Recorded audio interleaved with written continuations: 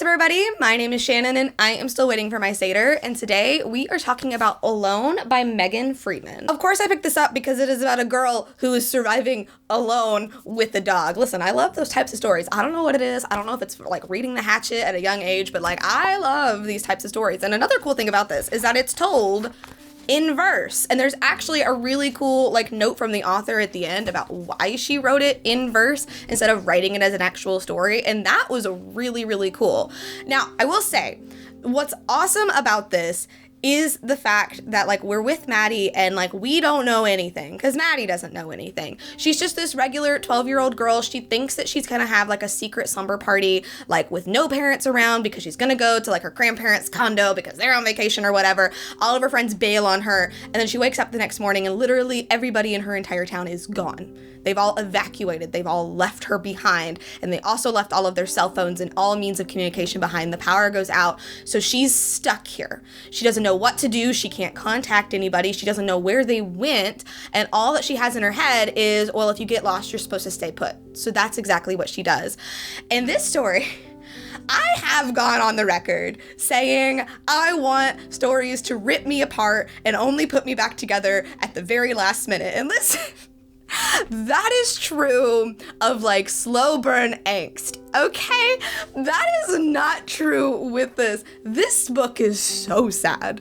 It does have a happy ending, I will say. Like if it didn't have a happy ending, I would have given this book like a way lower rating. But man, this book is so sad. She is alone for so long. Like since it's in verse, like there's a lot of time skips because you're not with her through like every step of the way, like every step of her journey. You're with her through these big moments. You're with her when she's like thinking about things, she's thinking about hope, she's, you know, discovering things about her life still. So you're not with her through every step of the journey, which means that like that does give it a lot of room within its 400 pages to like really span quite a bit of time.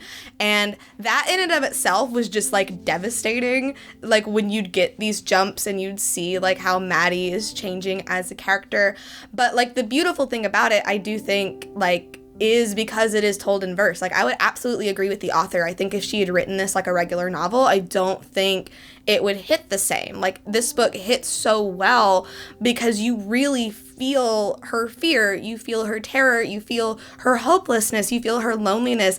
And overall, there is this theme of, is her greatest challenge surviving, or is her greatest challenge being alone for so very long? And it is very cool, but like I said, so devastating. This is a middle grade book. One of the reasons I picked it up, like yes, I wanted to read it because this is like a story that I really like and that kind of thing, but I was also like, hey, I could add this into my library in my classroom, and now I'm like, I don't know.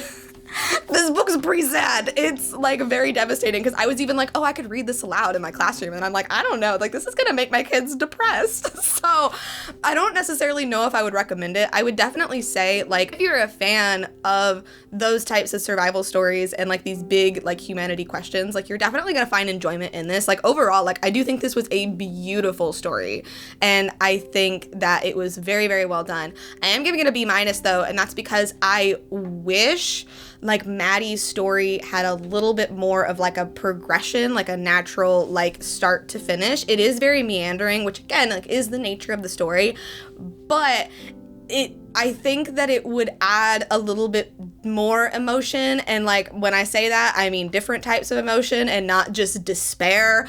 If her story had a little bit more of like a straight line, like maybe if like she slowly started to like come back or like started to figure out where people had gone or why they had left. Instead, like it does all happen pretty quickly at the end, and it almost gives you like a whiplash because of how sad this book is.